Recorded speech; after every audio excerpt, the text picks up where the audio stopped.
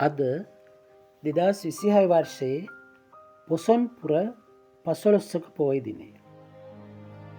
අද දවස ලංකා පුරා සෑම විහාරස්ථානයකම විවිධ ආගමික කටයුතු සිදුවන දවස.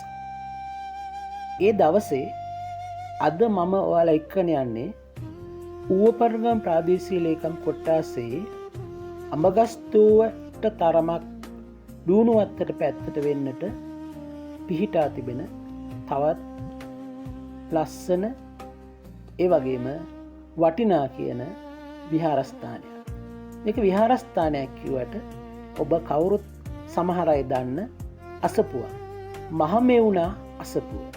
මේ මහමෙවුනා අසපුවට මම යන්න තීරණය කරේ අද දවසේ සිල් සමාදන්වීමේ අරමුණින්.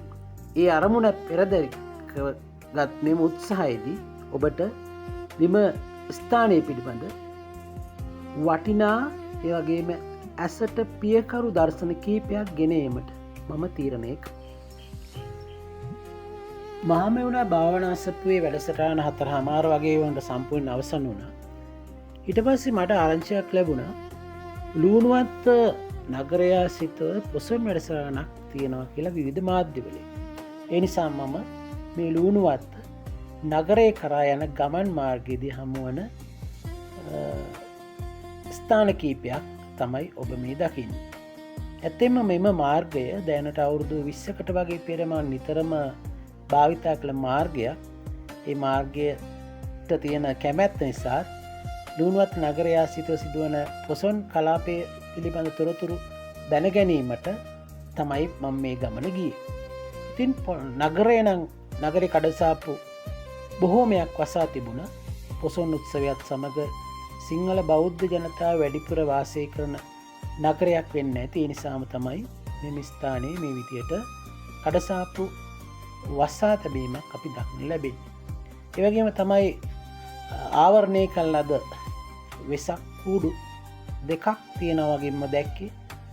මම නොදකපු තව ස්ථාන කීපයක් තියෙන්නත් පුළුවන්. එසේ වුණත් මම නගරයේ සාමාන්‍ය ස්වභාවය මේ වෙලාවම හිතන්නේ 5යි කාල වගේ වෙන්න ඇති හවස.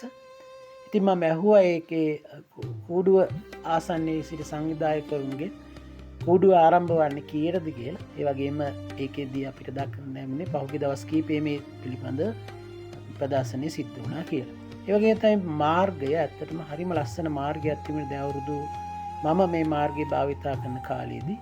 එතකොට මාර්ගයේ දෙපස තිබුණු කහ කෝණ වගාවක් දෙපස තිබුණා. ඒක ඉවත් කරලා තිබුණේ මොකක්ද දන්නේ හේතුව. ඒව ඉවත් කරනවා නම් හේතු වෙන්නේ නැත්te සමාට මන් හිතන විදියට විදුලි රැහැන් පද්ධතියක් ඒ හරහා ගමන් කරනවා නම් මෙම ශාක ඉවත් කරන්න ඇති. ඒ වුණත් ප්‍රදේශයේ ඒ ඉවත් කිරීම තුළ කලින් තිබු සුන්දරත්වය ගිලිහි යාමක් දක්නට ලැබෙනවා. එසේ වුවත් අද දවසේ ඔබට මේ ඉදිරිපත් කළපු මෙම රූපරාම තුළින් ඔබට යමක් දැනගන්න ලැබෙන්න ඇති. ඉතින් අපේ channel එක subscribe කරන්න, ඔබට දැනෙන දේ මේ සටහන් කරන්න. නැවත මෙවැනි දිනයක නැත්තම් මෙවැනි වෙනත් වූ වැඩසටහනක්